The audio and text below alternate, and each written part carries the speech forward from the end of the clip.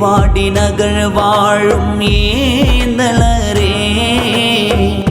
ஏழையின் முகம் பாரும் காரணரே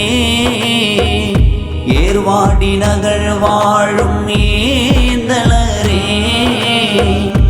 ஏழையின் முகம் பாரும் காரணரே இப்ராஹிம் ஷஹீதன்னும் மன்னரே இறுதி தூதான நபி பேரரே இப்ராஹிம் ஷஹீதன்னும் மன்னரே இறுதி தூதான நபி பேரரே ஏர்வாடி நகர் வாழும்